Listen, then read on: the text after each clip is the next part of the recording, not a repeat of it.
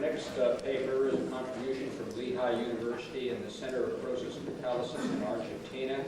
The paper is quantification of the number of active sites for methanol oxidation in bulk and supported metal oxide catalysts, gravimetric and infrared methanol absorption techniques, and the paper will be given by Loyd Bucham.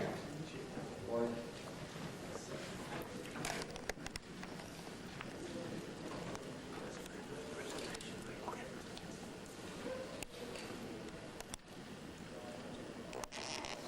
Okay, well, today I'm going to talk about quantifying active sites for methanol oxidation using an infrared methanol chemisorption technique. And first I'd like to point out that there are basically there are fundamental and applied reasons for studying methanol oxidation. Methanol oxidation is a very useful probe reaction for characterizing the number and types of sites present during selective oxidation. Methanol oxidation over both bulk and supported metal oxide catalysts are highly selective to valuable formaldehyde. And lastly, structure-reactivity relationships are required in general for better design of oxide catalysts and for selective oxidation.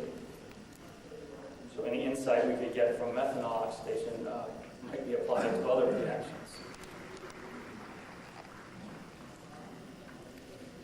More specifically, in the present study, we are motivated by a relative inability to determine intrinsic activities in bulk metal oxides for methanol oxidation.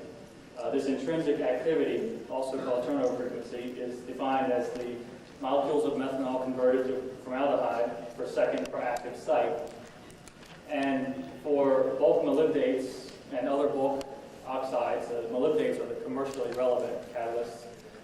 It's been very difficult to calculate turnover frequencies because we really don't know how many active metal sites there are on the surface of these relatively complex bulk structures.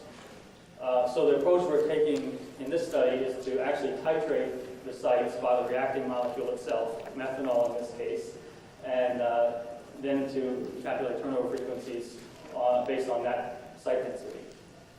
I'll mention that some work along this line was done in the 1980s by Barnett and others at DuPont, but it was somewhat limited in scope. Now, the situation with supported metal oxides is somewhat better than with bulk oxides because the molecular structures of the active surface phases are generally much better known from various characterization techniques. Supported metal oxide consists of an active metal oxide overlayer that's chemisorbed, 100% dispersed on a high surface area oxide. Here's an example with supported vanadium. And the advantage of supported metal oxides in the past has been that we could just take all of the surface active metal atoms as the total number of sites to calculate a turnover frequency. And this allowed us to calculate or to develop some structure reactivity relationships, most notably the so-called support effect, shown here for supported vanadium catalysts. Essentially, this means that as we change the support on the different, it's the same surface active vanadium phase, and as we change the support to which that's anchored, we see, in the case of vanadium, 3 orders of magnitude difference in the intrinsic turnover frequency. And again, with the supported oxides, there have been efforts to try to go deeper into these structure reactivity relationships. One of the things that has been proposed is that the support cation electronegativity is responsible for these changes in intrinsic turnover frequency. And finally, with supported metal oxide catalysts, it's been shown that a support effect occurs in other reactions besides methanol oxidation. So the goal in the current study is to try to find a way to calculate turnover frequencies for bulk oxides, which are more commercially important, so that we can develop these same types of structure reactivity relationships and get some more fundamental understanding of the catalysis on these bulk oxides.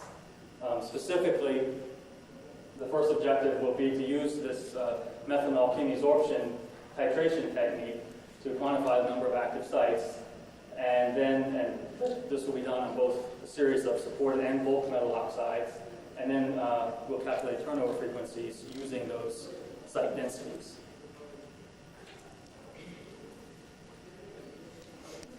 The experimental system essentially consists of, in addition to an infrared cell, a vacuum system for quantitative dosing, volumetric dosing, where we fill up a calibrated dosing volume with methanol, and by ideal gas law we know how many moles we have in the dosing volume. We expose it to the catalyst and do this several times to quantitatively dose methanol onto the catalyst, simultaneously recording the spectrum. I'll also mention that activity data comes from standard fixed bed experiments, and the preparation techniques consisted of impregnation methods for the supported oxides and co-precipitation methods for the bulk oxides, bulk molybdates.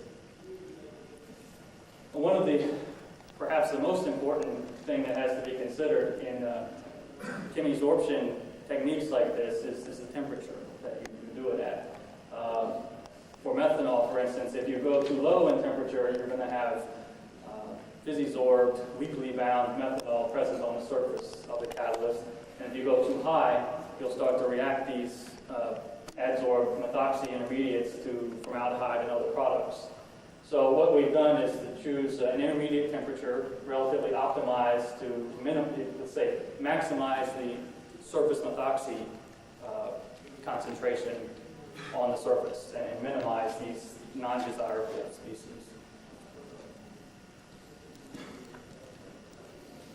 And here's a typical experiment, results of a typical experiment. It can be seen that as you increase the number of doses, your signal of the methoxys also increases as you expect. And then as you get to higher doses, you start seeing some very sharp gas phase methanol bands, especially, it's not shown here, but there's a very sharp band around 1033, 1034, which means that at that point your surface coverage is so high that you're not absorbing significant amounts of the dose onto the catalyst. Then the catalyst is saturated with 10 torr of methanol and evacuated and produces the red spectrum here, which is essentially the spectrum of the saturated catalyst. Then for quantitative work, I take these 2830, 2850 bands as the bands that I integrate because they're relatively isolated from other bands in the spectrum. So when you go through these integrations, you find, this is shown for vanadium, supported vanadium catalyst, you find something generally starts off as a nice linear relationship between the integrated absorption and surface coverage in the low, the first initial doses, and this is what you expect from Beer's law in the low surface coverage region. Then as you increase the surface coverage, you start to deviate from Beer's law, and again, this is because you're getting closer to a surface saturation. You don't have so much of the dose, the gas in the dose, going onto the surface. Over here on the right-hand side, you can see I've not indicated a surface coverage because this is the saturation value that you obtain after saturating and evacuating. And what you do is to find out what surface coverage it corresponds to, you use your calibration from the initial doses.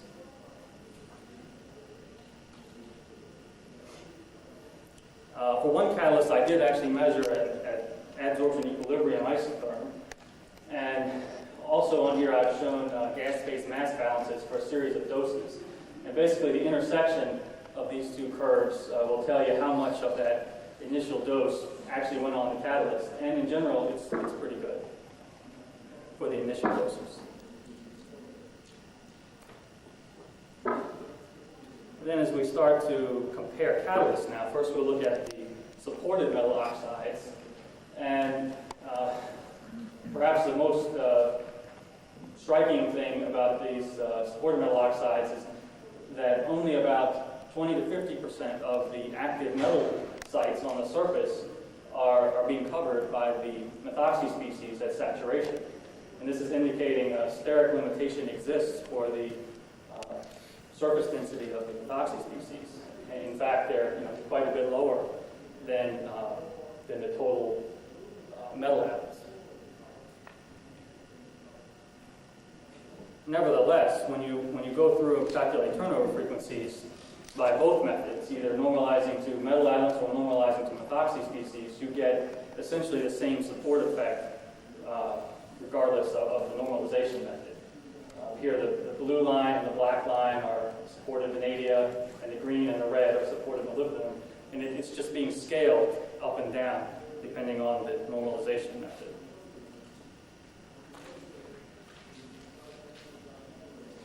Now, if we move on to the bulk molybdates and bulk oxides, what we find is now, really, for the first time, we can calculate site densities at the surface of these oxides, and from that we can calculate turnover frequencies. In particular, we're in a position with this data to start comparing the intrinsic activities, the intrinsic turnover frequencies of a series of molybdates, and to try to see if we have the same type of ligand effect operating in these molybdates as we did in the supported metal oxides. Qualitatively, it appears that such a ligand effect is also occurring in the bulk molybdates. I'll bring your attention especially to molybdenum ligand pairs, for instance, aluminum. If you have supported molybdenum on alumina versus aluminum molybdate, you've got very similar turnover frequencies. And for molybdenum and zirconium pairs, they're relatively higher than the other molybdates. I also have some data on nickel molybdate, not shown in this figure, that are consistent with this. Furthermore, the intrinsic turnover frequency really isn't correlated to the number of sites. And this is consistent with the fact that methanol is a unimolecular reaction. Methanol oxidation to formaldehyde is a unimolecular reaction. A bimolecular reaction that requires two sites next to each other, as you increase the number of sites, you would expect to see an increase in the turnover frequency. We don't see that.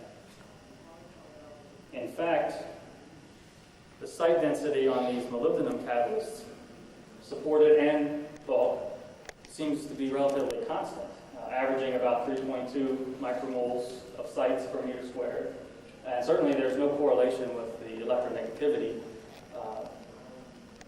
with the site density. So then the big question is, do we have a ligand effect in the bulk molybdates? And the answer seems to be yes. If we plot the turnover frequency calculated from the methanol chemisorption site densities versus the electronegativity of the ligand, as we did with the supported metal oxides before, we again see a trend in that the more electropositive ligands tend to produce the higher turnover frequencies.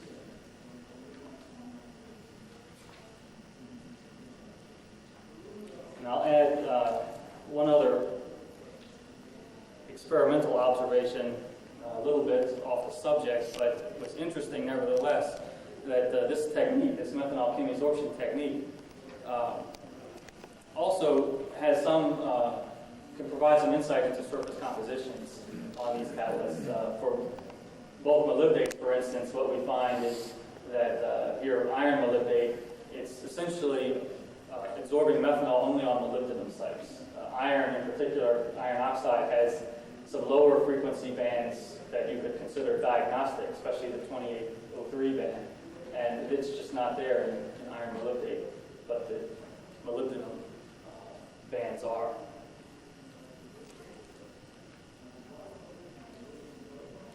So to make a number of conclusions here, we can say that methanol chemisorption is a nice technique for quantifying the number of active metal sites for methanol oxidation in bulk oxides in particular, but it's general. You could use it in bulk and supported metal oxide catalysts. In the supported metal oxide monolayer systems, the steric hindrance of the methoxy species limits the maximum saturated coverage to about 20 to 50% of the total surface metal atoms. This corresponds to 1 methoxy per 2 or 4 metal atoms. The bulk metal oxides have, particularly molybdates, have similar turnover frequencies compared to supported catalysts. So it's not like these bulk oxides. One question that had been in the literature is, are there some major differences between bulk oxides and supported oxides in terms of their intrinsic activity? And what this study is showing is that not really. They're very similar, especially for the same ligand. And the example I used was molybdenum, aluminum, molybdenum, zirconia pairs. Additionally, this turnover frequency doesn't correlate with the number of sites. The slide I just showed indicated you can use the technique for surface composition information. And then finally, the most important conclusion here is that this ligand effect that we observe in supported metal oxide catalysts appears to be operating also in bulk molybdate catalysts.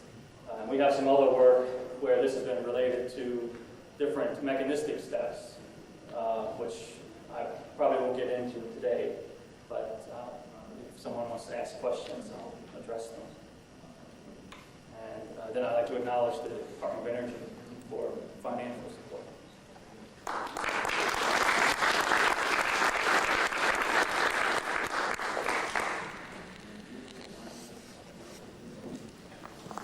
The floor is now open for questions. Please go to the microphone and queue up.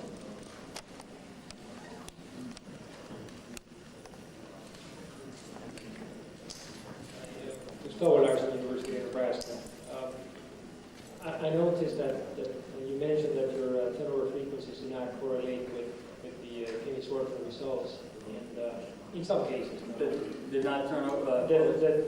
I understood that the turnover frequency did not correlate with chemisorption, the number of active sites. Right, that's correct. That's okay.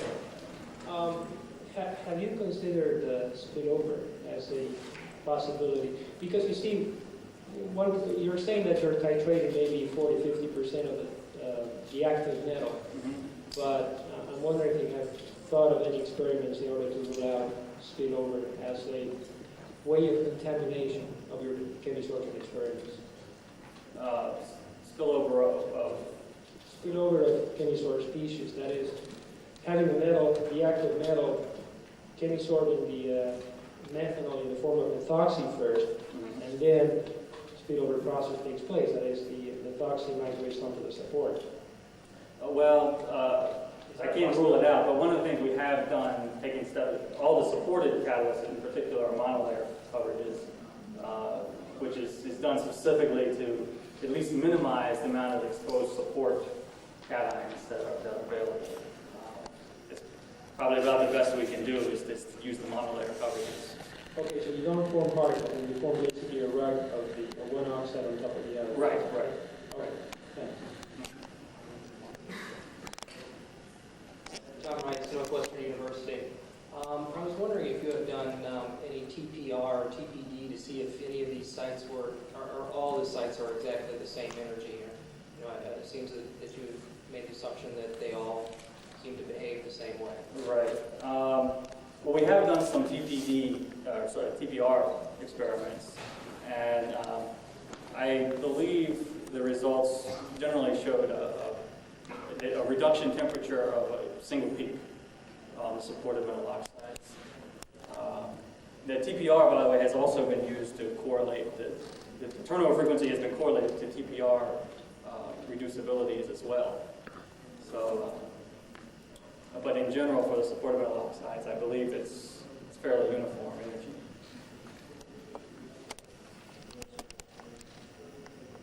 Dick Koningsberg, University of Utrecht. I would like to ask you the following questions from work carried out in our laboratory. We have shown that metal particles can be activated by different supports. So if you put metal particles on an acidic support, the turnover frequency for a typical metal catalyzed reaction is much higher than when you put it on a basic support. So basically what happens, we believe, is that the Maluk potential of the support is changing the properties of the platinum particles.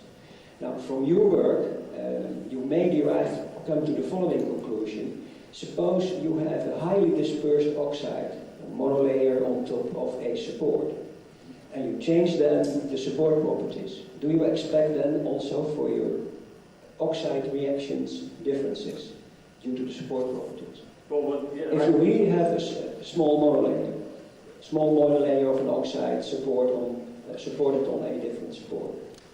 you mean less than a monolayer?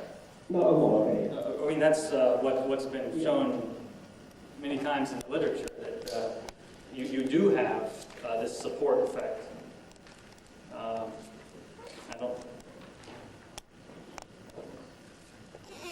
I don't know if this is getting at what you're asking. Exactly.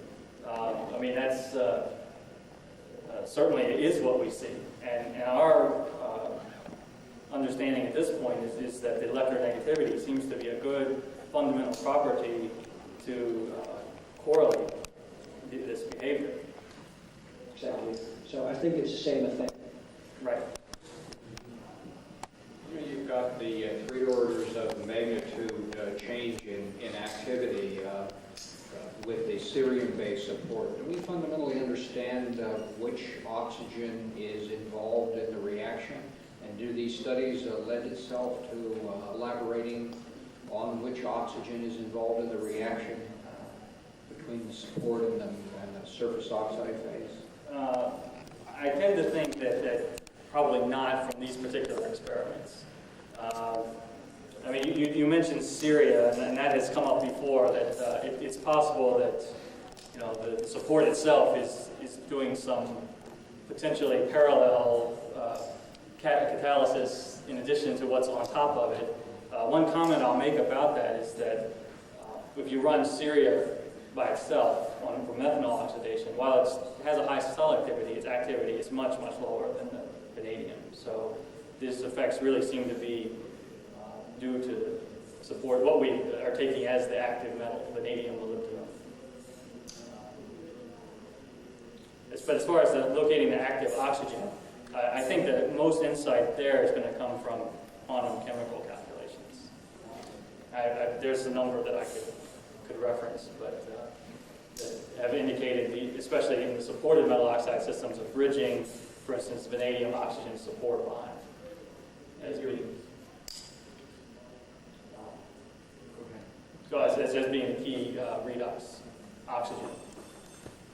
Your group has also studied the impact of the dispersion occurring under reaction conditions. Could you elaborate on that briefly? We have a few minutes to go into that. It's an important point.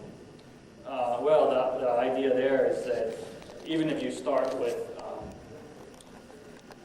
a certain amount of microcrystallites on your support, you will, under methanol flow, generally disperse these to this stable monolayer structure.